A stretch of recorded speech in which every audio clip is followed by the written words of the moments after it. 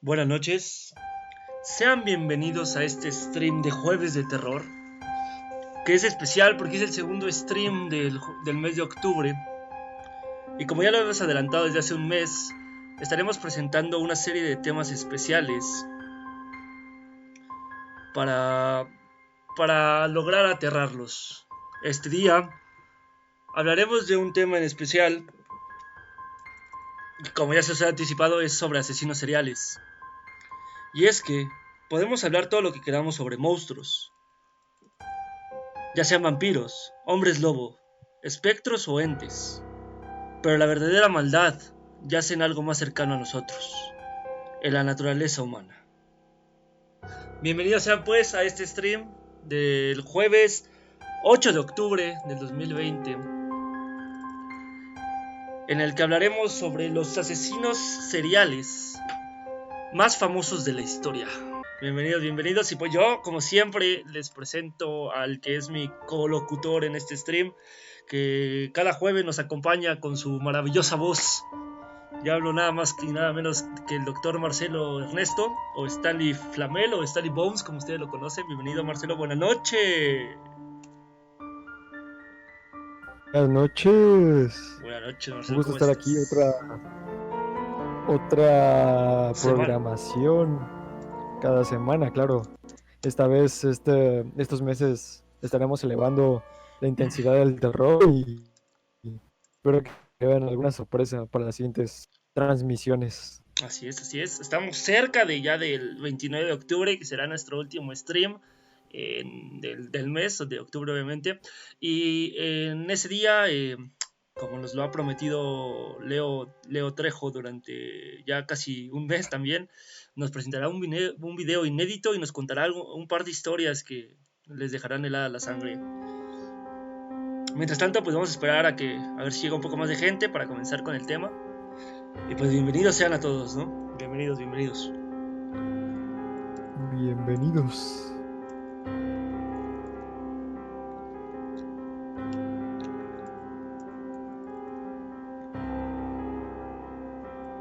Y bueno, pues para comenzar tenemos que saber qué es un asesino serial. ¿Por qué se diferencia de un asesino normal? Y bueno, pues un asesino serial o asesino en serie, que así también se les dice, es un individuo que comete el crimen de asesinato a 3 o más personas en un lapso de 30 días o más, con un periodo de enfriamiento entre cada asesinato, y cuya motivación se basa en la gratificación psicológica que el crimen les provoca. Generalmente, los modus operandi de todos los asesinos seriales suelen repetirse con cada víctima y están impulsados por deseos sexuales o deseos de poder que los llevan a seleccionar meticulosamente a un grupo de víctimas, quienes también comparten rasgos característicos entre sí. Esa es la definición de asesino serial, y por eso no podemos incluir a los asesinos, digamos, podríamos incluir en esta lista a Diego Santoy, famosísimo asesino de Monterrey, pero él pues se quedó a una víctima de ser considerado asesino serial, ¿no? También hay que aclarar que muchos de estos asesinos que vamos a estar hablando tuvieron, tienen ciertos problemas psicológicos durante su vida y están también como relacionados con una infancia bastante pues pesada, se podría decir, ¿no? Colmada de abusos o incluso abusos físicos y sexuales que los llevaron a seguir este tipo de comportamientos en su vida adulta y recrearlos como para saciar ese dolor que ellos sintieron en ese momento, ¿no? También se habla de una patología del asesino, que quiere decir que viene desde los genes, este gen como de maldad que los lleva a cometer estos actos tan atroces que es el quitarle la vida a una persona, ¿no? Nos dice de Petatán que Ted Bundy, así es, también Ted Bundy es uno de los asesinos más famosos, perfectamente bien dicho, pero como por ahí adelantaron, y aunque a Marcelo no le guste mucho, para mí, y quiero abrir el stream con este asesino en serie que para mí es el más famoso de todos, y estamos hablando de nada más y nada menos que de Jack el Destripador.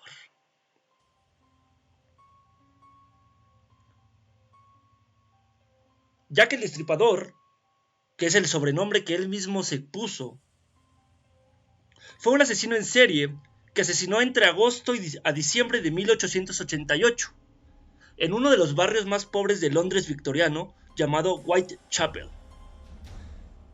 Sus víctimas, como ya lo expliqué antes, eran de un grupo específico, y las víctimas de Jack el Destripador fueron todas, porque se habla de 5 víctimas confirmadas, pero se encontraron 6 cuerpos que compartían el mismo modus operandi de este asesino. Estas 5 víctimas, todas compartían que eran mujeres de clase baja, todas prostitutas que daban sus servicios a altas horas de la noche.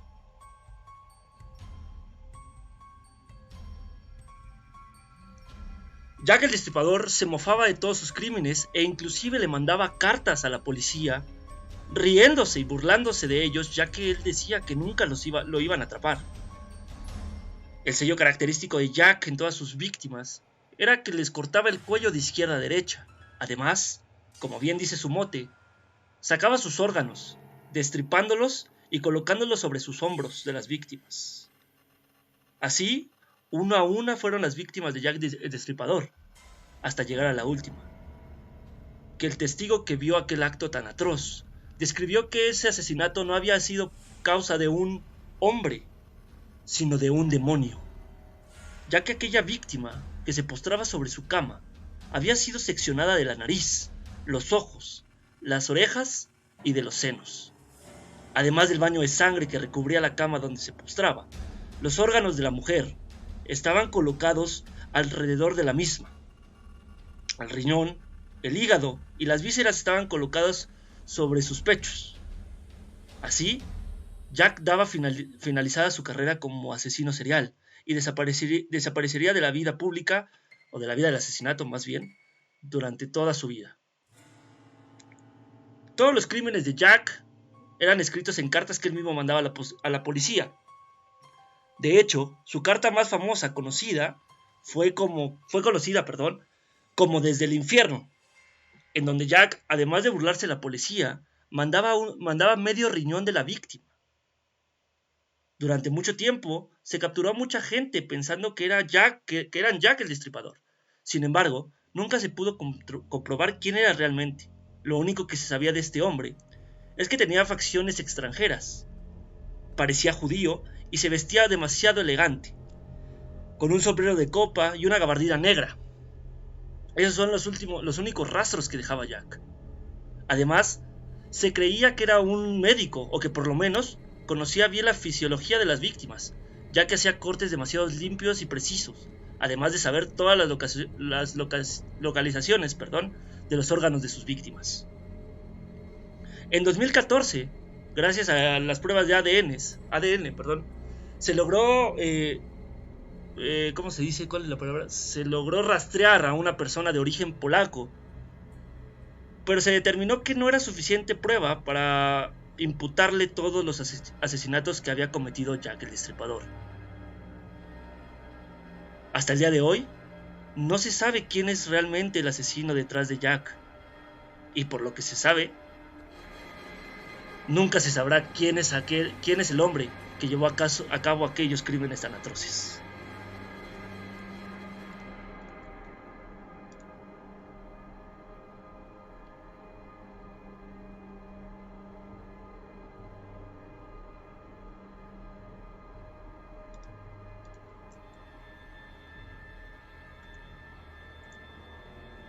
Sin duda alguna, para mí es uno de los asesinos seriales más famosos, ya por eso mismo, ¿no? Que nunca pudo ser capturado y que pues simplemente se fue de esa vida de asesino, y pues quién sabe qué haya hecho, pero nunca se pudo dar con el paradero de este hombre, y ni siquiera se sabe nada, ¿no? Solamente su sobrenombre, que era Jack el Destripador, y hasta ahí. Hay muchos mitos que están envueltos alrededor de este personaje. desde los más extravagantes que cuentan que realmente este señor era un viajero del tiempo y que por eso no se tenía registro de ninguna, de nombre, ni de siquiera de, de alguna persona que conociera a alguna Ujú, persona con ciertas características que tuviera esta persona. ujú. Siempre ha sido una leyenda urbana o algo bastante misterioso. Sí, claro, es uno de los misterios más grandes de la historia de la humanidad. Inclusive se dice que en uno de sus crímenes, en una de las escenas de los crímenes, había escrito sobre una pared una leyenda que decía algo así como que los judíos nunca pagan ningún crimen. No, bueno, más o menos así se decía la leyenda. Y pues eso les daba la idea de que Jack el Destripador al final de cuentas era judío y esa era como su única pista. Además de que pues era un hombre bastante elegante. ¿Qué opinan, chat? ¿Qué opinan? ¿Les parece Jack el Destripador Claro, claro. el asesino serial más famoso de la historia? Cuéntenos en el chat quién para ustedes es el asesino serial, si no lo han hecho. Cuéntenos quién para ustedes es el asesino serial más famoso de la historia de la humanidad. Nos dice Said Villavicencio, ALV, a la Verge. Ya hasta tienes comerciales de 20 segundos antes de verte. Felicidades, pero ya estoy aquí, amiguito. Bienvenido, Said. Sí, muchas gracias. Ya tenemos los comerciales y tenemos las suscripciones. Muchas gracias a todos por apoyarnos durante estos meses que hemos estado aquí con los jueves de terror, ¿no? Muchísimas gracias.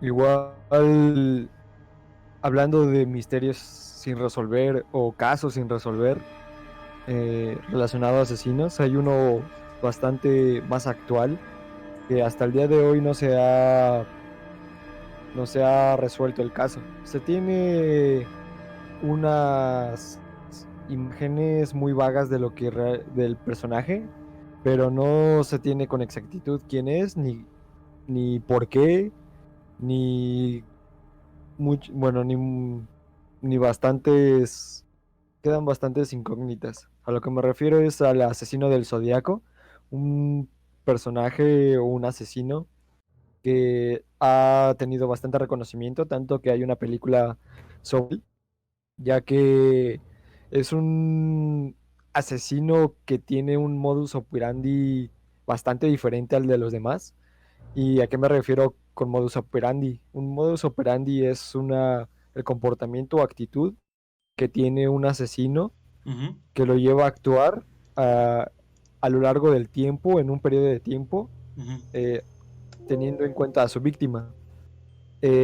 Este asesino comentó, bueno, las noticias o los reportes de este asesino ujú, comenzaron en 1968, cuando dos parejas fueron asesinadas en California. Un hombre que se autodenominó el asesino del Zodiaco reivindicó las muertes a través de cartas y llamadas telefónicas a la policía y la prensa. Y dado esto, inició una investigación laberíntica que enloqueció a la policía del lugar, que fue California durante muchos años y que actualmente sigue causando muchos dolores de cabeza, ya que sigue, sigue irresuelto. ujú, Este asesinato del 1968 fue de una pareja de adolescentes que paseaba por las afueras de Vallejo, California. Fueron asesinados a tiros y el asesino no dejó huellas y la policía nunca pudo reconstruir el crimen ni el, ni entender el porqué.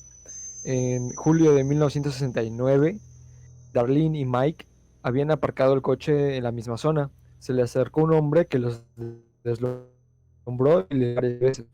Una hora después del ataque, llamó a la policía local para alertarlos sobre el incidente y reconocer su responsabilidad en ambos ataques, como había sucedido anteriormente un año antes. Debido a esto, Mike, uno de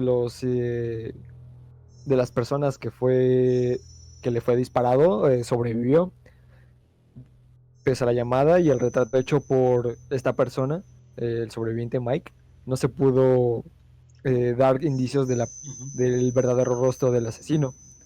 En ese mismo año, 3 diarios recibieron una carta escrita a mano y sin remitente.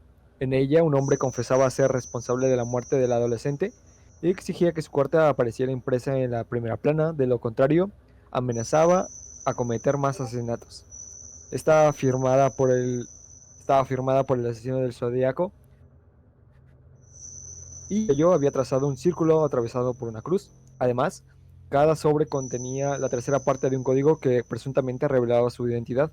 La policía no lograba detenerlo ni descifrar el acertijo, por lo que los diarios recibieron una nueva carta con más amenazas.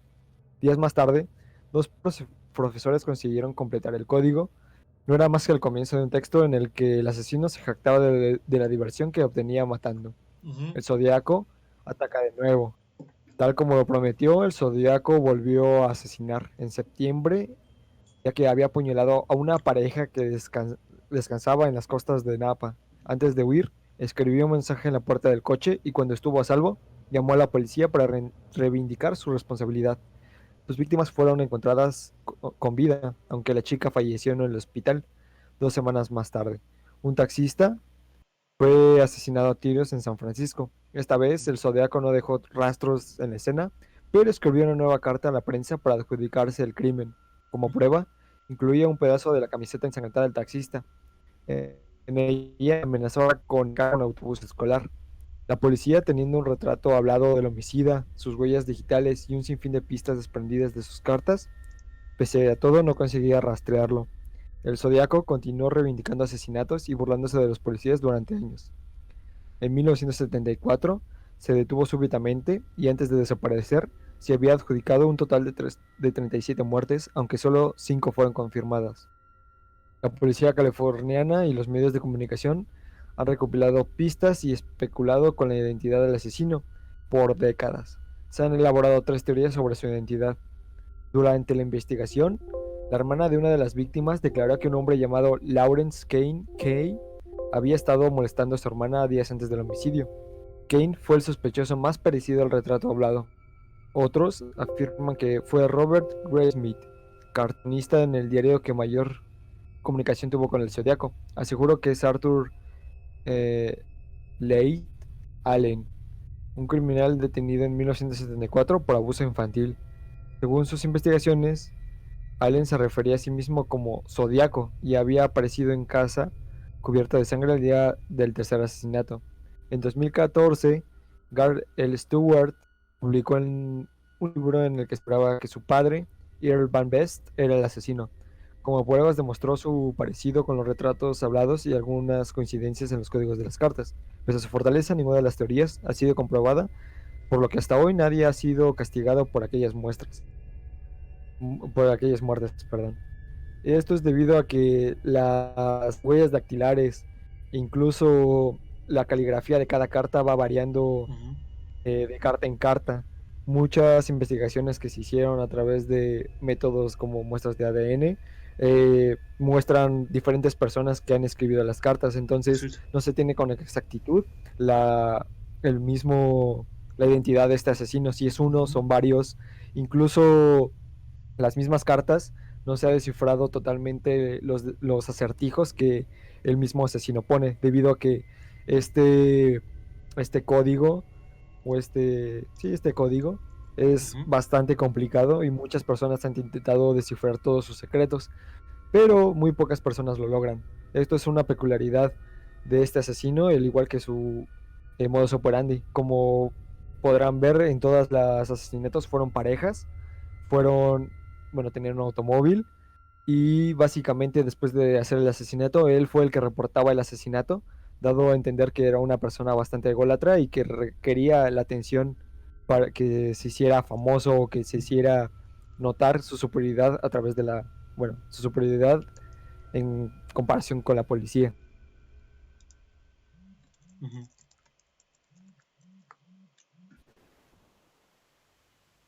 Y eso es básicamente todo lo que se tiene reportado del Zodíaco, ya que desde hace mucho no se ha tenido reportes de nuevos asesinatos con este modus operandi Te o escuchas un cartas de poquito este bajo, asesino. Marcelo, perdóname. Listo, ya está arreglado, perdóname. Culpa mía.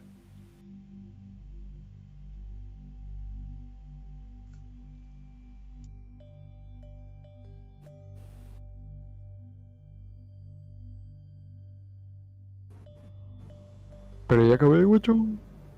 ¿En qué me corté? Solo el final te escuchaste un poquito bajito, creo.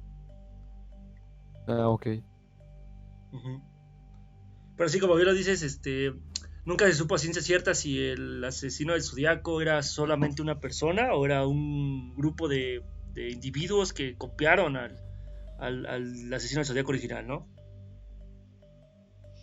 Claro, incluso varios testigos que no, bueno, testigos de lo que fue los asesinatos, muchas personas como que difieren en el perfil de la persona.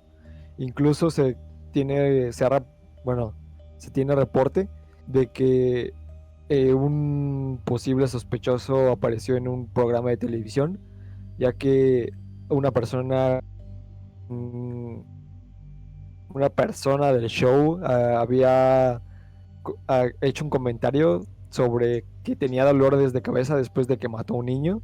Ujú. Este comentario fue en el talk show de Jim Dunbar Ok. de de la policía, de la televisión estadounidense. Y se cree que Ujú, este también puede ser un sospechoso bastante prometedor para encontrar el asesino del Zodíaco, ujú. pero tampoco se ha encontrado esa persona. Sí, como bien lo comenta Marcelo, se hizo la película de Zodiac, que ya vimos anteriormente, la imagen anterior, perdón. Perdón por la redundancia. Y también ha inspirado a otras series y libros que se basan en el asesino del Zodiaco, inclusive en un programa muy conocido como La Ley y el Orden. Lo representan a este individuo, pero ahí le llaman el asesino del infinito en el capítulo homónimo, el asesino del infinito, y se basan en el asesino del Zodiaco. Nos dice Leo, bienvenido Leo, para mí fue Charles Manson, muy bien, muy bien. Maf llegó, hola Maffer, pensé lo mismo que Said de los anuncios, gracias. Said Villavicencio nos dice que el payaso asesino o Pogo, ese man está cabrón. Sí, ahí vamos también para allá, muchas gracias. Y Gerardo, muy buenas noches, guapísimos, buenas noches para ti, guapísimo, ¿cómo estás? Bienvenido al stream. Y bueno, yo les quiero hacer una pregunta aquí al chat. Bueno, que realmente no creo que sepan, y quien no sepa, pues vamos a ver qué premio se puede llevar. Siguen buscarlo en YouTube, perdón, en Wikipedia, perdón, o en Google. ¿Quién fue el primer asesino serial de México? Ya saben, eso de las tareas en línea está de moda, y su tarea ahorita va a ser buscar bueno, a ver si saben quién es el primer asesino serial de México.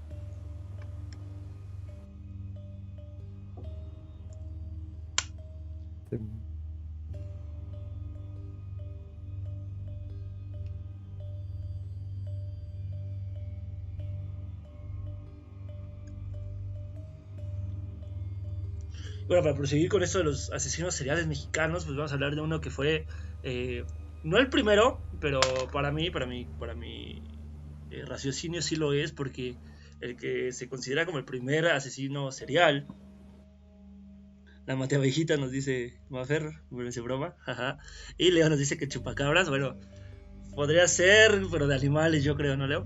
El primer asesino serial de origen mexicano es Felipe Espinosa, era un asesino serial, pero él mataba gente de Estados Unidos. Entonces, por eso no sé, yo no lo considero como el primer asesino serial mexicano. Bueno, sí mexicano, pero no de México. Y bueno, pues vamos a hablar de uno muy popular, que debe ser de los primeros, si no tengo el dato aquí a la mano, perdón. Y es de uno muy conocido llamado Francisco Guerrero Pérez, alias, perdón, el Chalequero.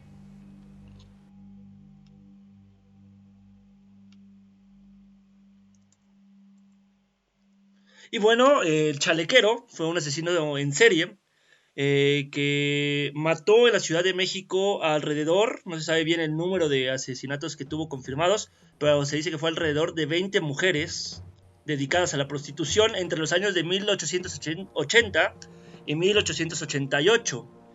Eh, el apodo del chalequero se debe a su vestimenta, ya que siempre andaba vestido con con unos pantalones ajustados, botas y su característico chaleco que nunca se quitaba, por eso el apodo del chalequero. Sin embargo, él se autodenominaba el Destripador mexicano, perdón, porque su época de regar sangre, como se dice, coincidía con los años en los que Jack el Destripador estaba activo en Londres. Entonces él se autodenominó como el Destripador Mexicano, pero también se le conocía como el Barba Azul Mexicano, o también, como posteriormente les diré, como también se le conocía. Y bueno, se dice que el chalequero comenzó con su cacería a poco tiempo de haber llegado a la capital del país. Decían que aunque era analfabeta, era una persona bastante amable y educada, y que este era su modus operandi para proyectar confianza en sus víctimas, a las que posteriormente estrangulaba o descuartizaba en su mayoría. Fue capturado en febrero de 1888 y fue condenado a la pena de muerte. Sin embargo, aunque no se le pudieron imputar todos los asesinatos que se le decía que eran de él, más que solo uno fue por el que se le condenó, pero fue suficiente para que se determinara la pena de muerte. Sin embargo, el presidente de los Estados Unidos mexicanos de ese entonces, don Porfirio Díaz, ordenó que se le cambiara la condena de la pena de muerte por solo 20 años de prisión que cumpliría en San Juan de Ulloa, Veracruz. Pero en 1904 fue liberado por error. Al salir, todos pensarían que tomaría un camino distinto. Sin embargo, Francisco Guerrero cometió un crimen más, violando, golpeando y degollando a una mujer de avanzada edad. Por el mismo modus operandi por el que fue encontrado el cadáver, fue encarcelado nuevamente, pero esta vez en Lecumberri, donde se le condenó a la pena de muerte en 1908.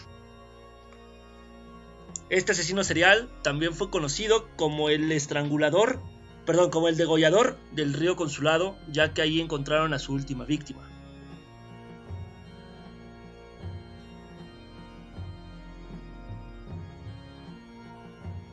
Nos dice Raúl que eso aún no era México. ¿Qué? ¿Cómo? Raúl. El chalequero muere. Que aquí tenía el dato, perdón, que lo había buscado. Pero muere en el hospital Juárez en noviembre de 1910 en la Ciudad de México. Y esa es la historia de uno de los primeros asesinos seriales mexicanos.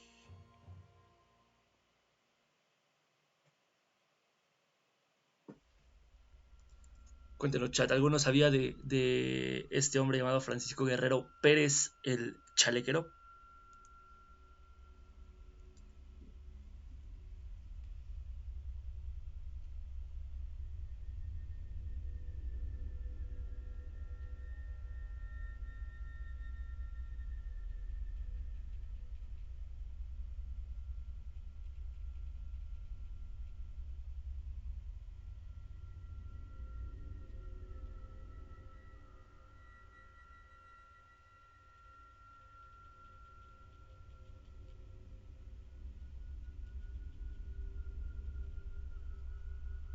No, nos dice Mafer. Bueno, ya ahora sabemos un poquito más y ahorita vamos a ir avanzando en la historia para llegar a los asesinos de México, bueno, los asesinos seriales en México más actuales, ¿no?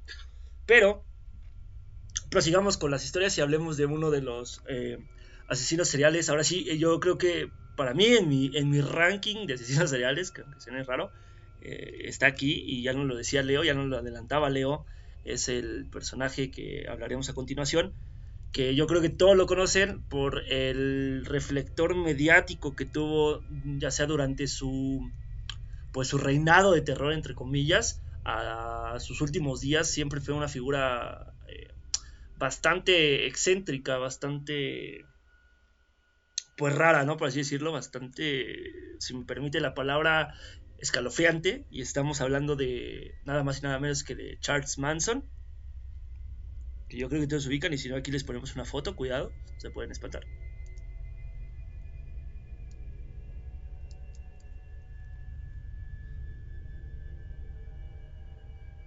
Y bueno, Charles Manson era desde joven, fue una persona bastante problemática. De hecho, toda su adolescencia la vivió en centros correccionales, ya que desde muy niño fue abusado sexualmente.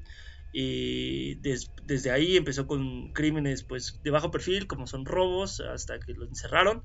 y pasó la mayor parte, como ya les comenté, en centros correccionales, y al salir empezó a seguir la onda que estaba de moda en los Estados Unidos por esos años, que era el movimiento hippie.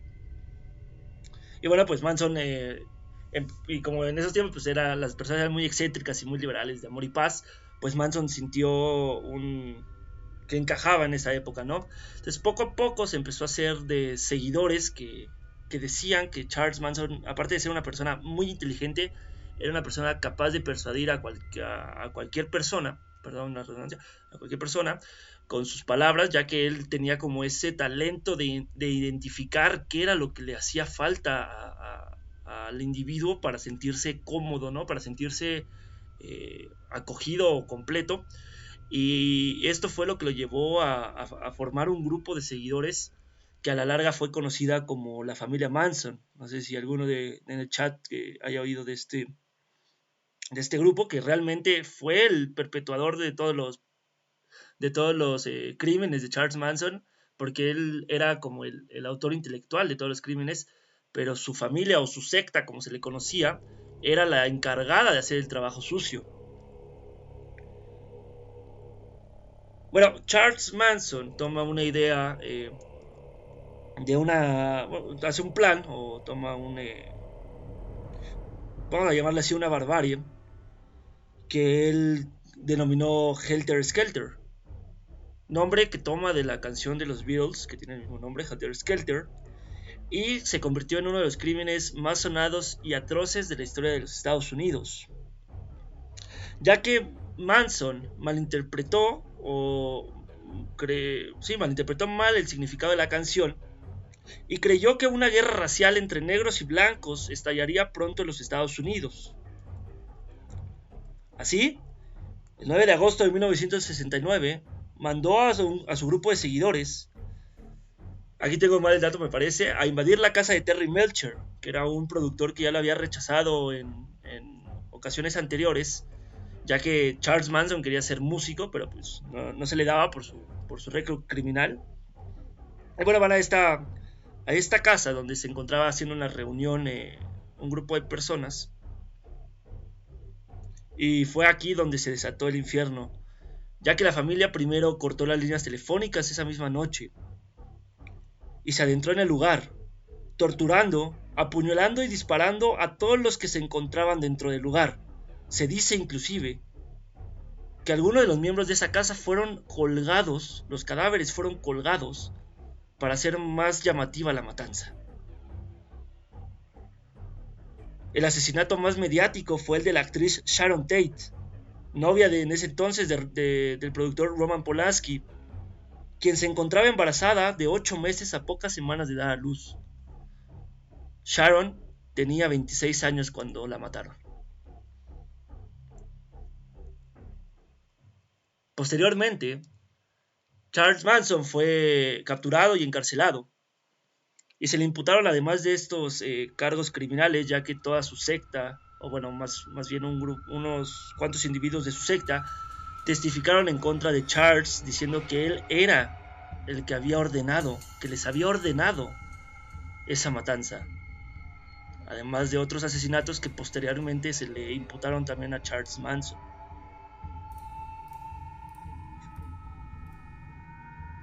Rápidamente Charles fue imputado a la pena de muerte.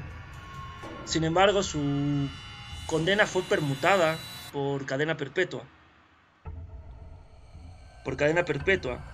Y pasó el resto de su vida en prisión, donde su estado de locura llegó a niveles oscuros, a niveles bastante bajos. No sé si lo recuerden más bien en alguna entrevista que por ahí circula en YouTube, en donde ya se ve a un Charles Manson demacrado, que en prisión se tatuó inclusive el símbolo nazi en la frente, la esvástica que estamos viendo acá en la fotografía en pantalla.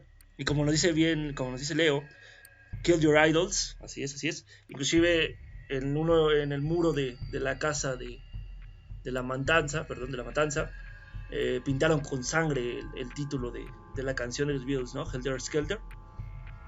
Y como les comentaba, Charles Manson llegó a un grado de locura bastante preocupante y bastante bajo. De hecho, él se consideraba una persona libre, se consideraba el mal, se consideraba un demonio a sí mismo, ¿no? Y pues no estaba muy lejos de la realidad, ya que gracias a la justicia norteamericana, pues lo lograron encerrar, aunque no haya hecho nada, pues él fue el que comandó el ataque a varias personas y el asesinato de varias personas, ¿no? Aquí podemos ver la imagen que decía del video que circula en YouTube. Obviamente no lo vamos a pasar acá en el stream para no tener ningún problema de videos ahí que nos haga algún contratiempo. Pero sí se volvió una persona bastante escalofriante a mi gusto. Y bueno, hace poco, si no me equivoco, en el 2017, si me desmientes, Marcelo, no estoy seguro. Tampoco tengo idea. Porque creo que sí es en el 2017, me parece que es. Si no, lo buscamos rápido. A ver. Y sí, Sí, creo mira, que el sí. fallecimiento 2017. fue fue el 19 de noviembre de 2017, a los 83 años de edad. Y la causa de la muerte fue cáncer colorectal y paro cardiorrespiratorio. Y sin duda hasta este 2017 creo que fue una de las figuras encarnadas del mal, ¿no? Un ídolo para muchos y temido por la mayoría. Y satanizado y explotado mediáticamente por los medios masivos del mundo, más en Estados Unidos, ¿no, Marcelo?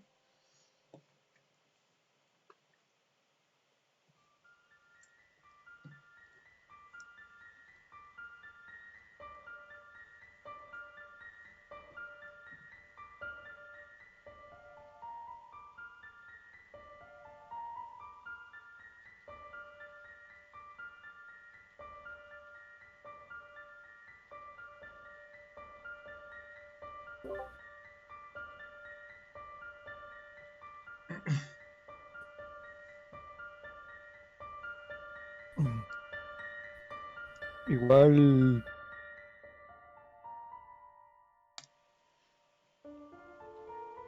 Es bastante. Estados Unidos tiene. ¿Cómo se dice?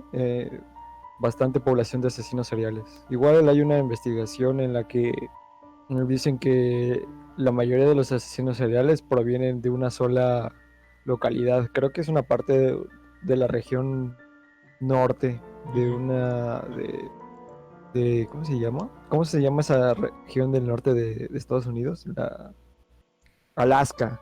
Ok, ok. La mayoría de los asesinos seriales surgen de Alaska. Hay una investigación, Uh-huh. ya que muchos de los asesinos seriales comparten esa origen, aunque residan o vivan en Estados Unidos. Uh-huh. Realmente sus orígenes o su nacimiento son de Alaska, de varios. Uh-huh. Y bueno, es como un dato curioso. Igual hay ciertos asesinos que han inspirado en personajes de terror, tales como eh, Ed Gein, que inspiró al de, ¿cómo se llama? El de el de Leatherface, o también el Uh-huh. de De la masacre de Texas, me parece, ¿no? de la Masacre de Texas, el que tenía las Que cosía las máscaras de piel hechas por cosía sus la piel víctimas. de sus Simón, víctimas y se hacía máscaras, así es el de la masacre de Texas, así es. sí, igual. Hay otros personajes que inspiraron a algo más ficticio y que causó varios traumas en en las personas que han visto esas películas. Eh, lo más impactante de todo esto es que este asesino fue inspirado en un personaje que inspiró el terror a los payasos, que ha Uh-huh. sido un terror muy difundido por la población en ciertas edades, que si no es que se ha mantenido en personas de más alta edad, Sí, a la adultez, su más edad, de ajá, 25 años. uh-huh. Este es el caso de John Wayne Gacy, Uh-huh. el cual ha inspirado al personaje de eso, ya que esta persona tenía un personaje que se llamaba Pogo el payaso. Ujú.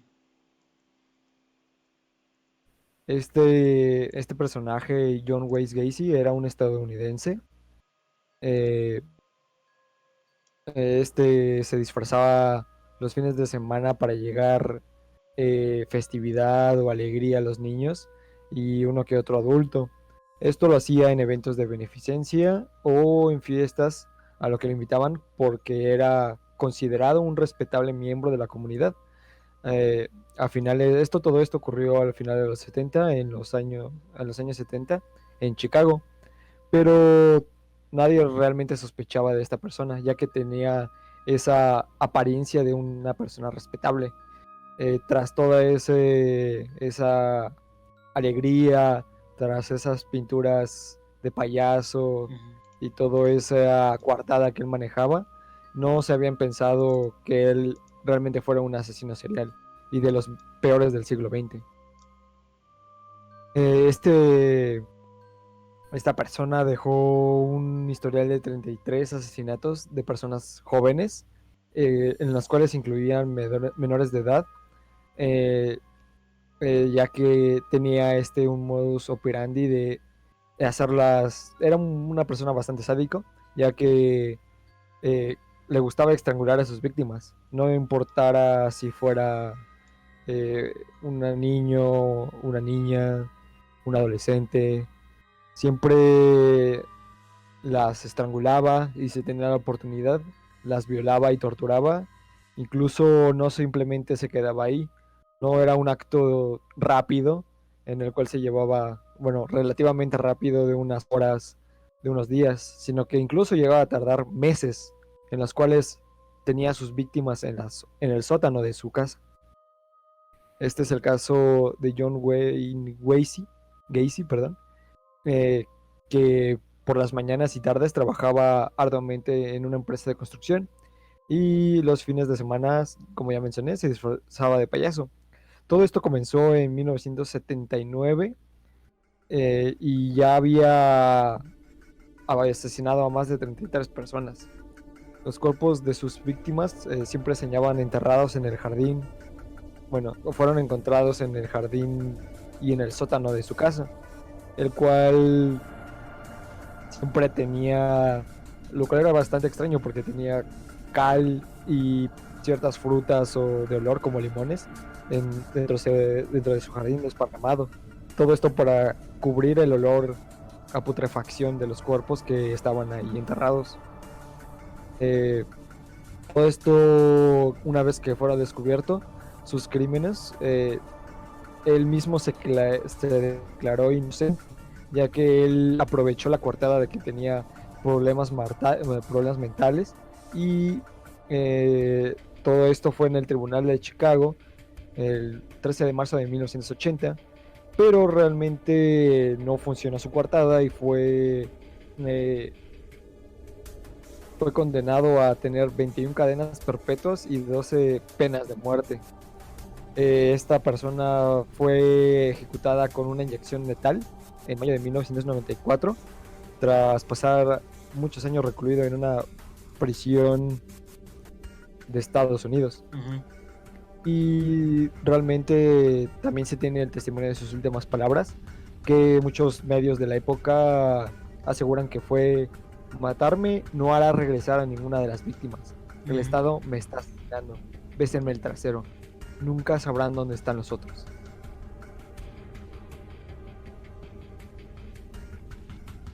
Y básicamente esto fue una de las grandes inspiraciones para dar la historia de Pennywise, el payaso asesino.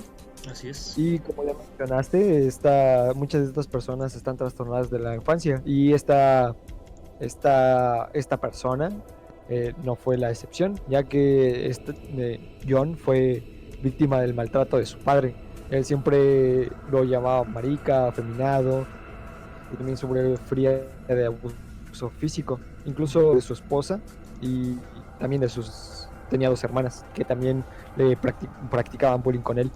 Eh, también muchos testigos de la familia marcan o relatan que Wayne también fue abusado sexualmente por un amigo de algún miembro de la familia y que todo debido a esto fue cambiando su actitud de ser una persona respetable o normal para tener actitudes más perturbadas. Así es, como bien lo comentas, Marcelo. Algunos asesinos han sido, perdón, base de inspiración para crear películas icónicas de terror. Y como bien lo comentas, el payaso Pogo llevó a la creación de It, bueno, sirvió de inspiración para It. Pero como lo comentas, fue un asesino serial, yo creo de los peores de la historia por el sadismo, ¿no? Que representaba el hecho de quererse desquitar esa furia, esa maldad en niños y niñas, ¿no? Que eran sus principales víctimas.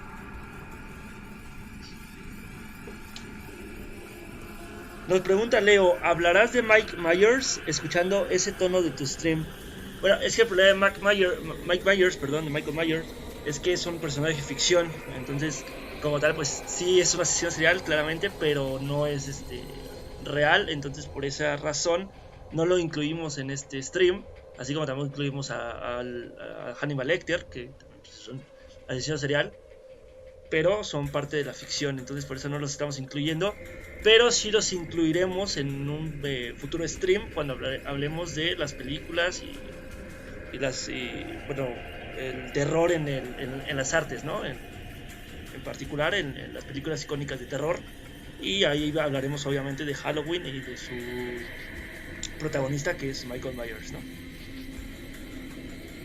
Sí, igual Michael Myers, bueno, sí, también eh, tuvo muchas influencias de varios asesinos. Claro, sí, Uno claro. de esos fue el que mencioné, fue Ed Gein, el cual estaba bastante loco. Ujú. Él tenía un rollo un poco más religioso, en el cual creía que era como un mensajero de Dios y tenía, bueno, él creía que las mujeres tenían ¿cómo se dice? Un- eran demonios, por así decirlo, y Ujú. incitaban a la lujuria. Entonces el deber de él era deshacerse de todas ellas. Así es. Entonces él a lo que hacía en sus asesinos, bueno, en sus asesinatos más bien es que él desollaba a las personas y les quitaba la piel. Y este personaje fabricaba cosas objetos de uso común con las pieles de sus víctimas, entre ellas mascarillas, bolsos, cosas así. Y esto fue lo que inspiró un poco a Michael Myers. Ujú. Así es, así es. Y pues yo le preguntaría en el chat, ¿no? ¿Quién no sufrió del trauma de tener miedo a los payasos, ¿no? ¿Quién de niño no le dio miedo la película de eso, de It? Eh, ¿Quién no la podía ni siquiera ver, ¿no? Yo me incluyo, yo tenía esa fobia a los payasos cuando era niño.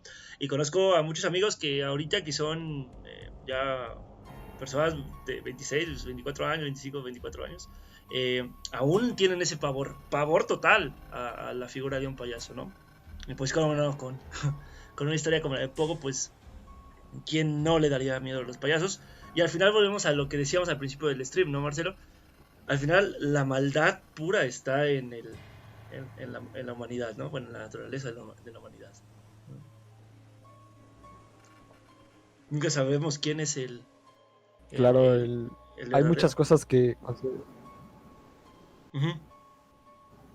sí, hay muchas cosas bastante turbias en nuestra naturaleza. Así es. Igual es bastante curioso que lo que consideramos malo y bueno cambia a lo largo de la historia, Ujú. ya que te pones a pensarlo hace mucho tiempo, lo que se cuenta de los indígenas es que era común el canibalismo, Claro. cosas así, entonces, y no estaba como penado por la ley o cosas así, sino que también es bastante curioso cómo nuestra cultura va modificando la misma ética.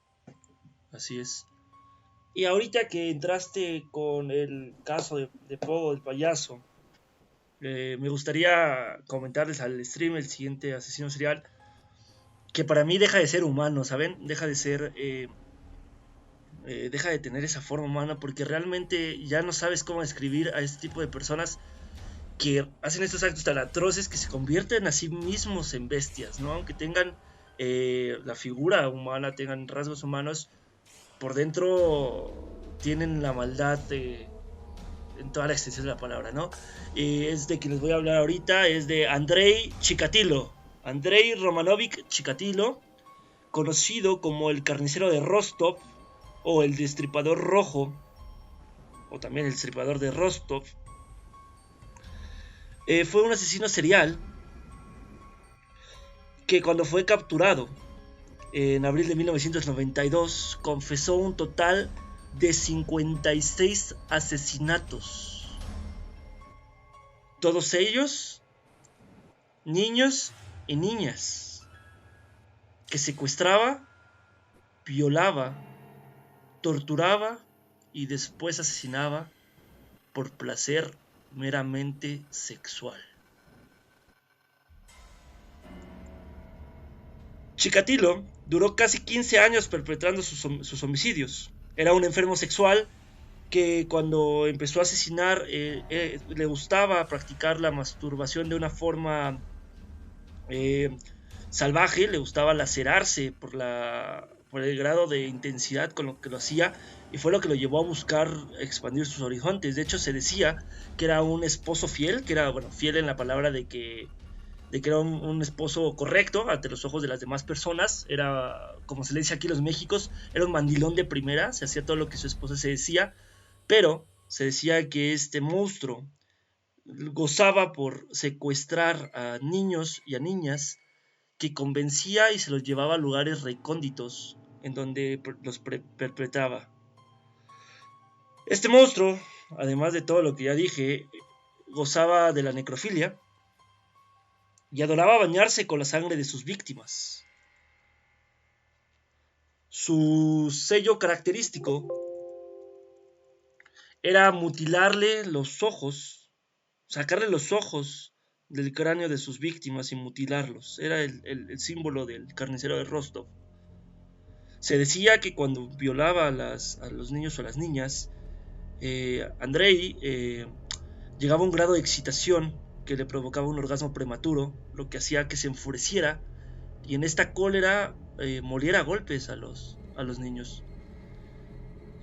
Tanto miedo generaba este hombre, imagínense, este hombre que vivió en la antigua Unión Soviética, y tanto miedo generó en este territorio, que la misma Unión Soviética, la policía de la entonces Unión Soviética, le solicitó a Estados Unidos ayuda al FBI para capturar a este indescriptible asesino serial. Después de un tiempo, aunque fue arrestado previamente y liberado, porque no se le pudieron imputar los crímenes, porque el juez había simpatizado con este hombre, que como les comentaba era una persona que radiaba carisma y confianza. Pero después que volvió a matar en 1990, fue cuando volvieron a las pistas, ¿no? Por el modus operandi, y en 1992 fue capturado y de hecho el juicio inició en abril de 1992 y acabó hasta octubre de ese mismo año, más o menos como la cuarentena, ¿no? Imagínense. Durante el juicio, Andrei se presentó frente a ante el jurado, ante los jueces, al público y a los fotógrafos, con la cabeza rasurada, y por su seguridad fue enjuiciado dentro de una caja de metal, ya que por obvias razones el pueblo de Ucrania, que era donde vivía, lo querían linchar. Realmente querían asesinarlo con sus propias manos, y cómo no, con tantos crímenes sobre criaturas inocentes como son los niños, hijos de muchas de esas personas. Querían a matarlo ahí, entonces tuvieron que meterlo en esta cárcel, en este pequeño cubo de metal, para que no le pasara nada. Y bueno, pues Andrei Chikatilo, el primer día de su audiencia llegó con una revista pornográfica que se puso a leer mientras le decían sus cargos. Después de tanto tiempo, el carnicero de Rostov, cansado y ya bastante, pues, abatido, en un acto que aún nadie sabe por qué, se levantó de su banco de metal y se quitó la ropa y empezó a menear su pene, ¿no? Y empezó a gritar: fíjense qué inutilidad, ¿qué piensan que iba a hacer con esto? Después de esto, los jueces no dudaron en anunciar el veredicto. El 15 de octubre de 1992 fue sentenciado a la pena de muerte y fue ejecutado de un tiro en la nuca en la prisión de Rostov del Don el 14 de febrero de 1994.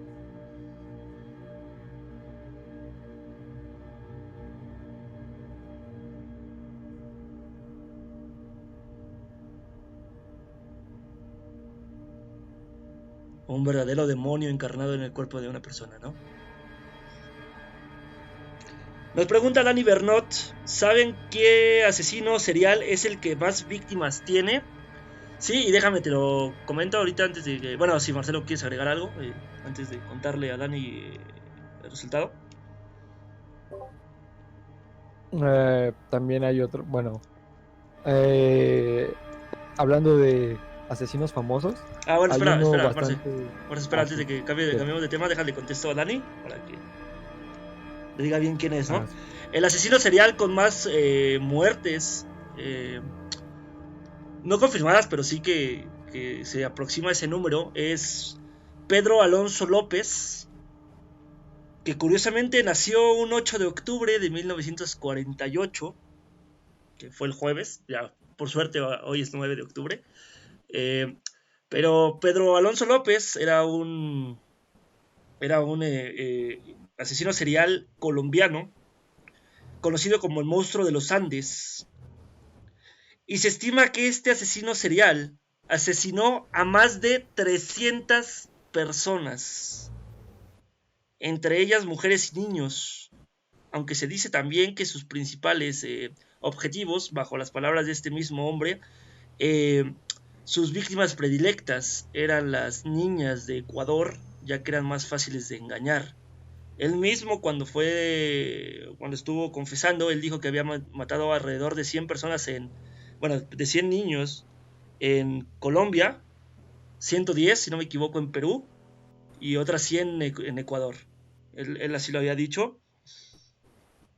Y aunque sí tuvo un pasado bastante tortuoso, realmente no tiene como una explicación de 300 personas.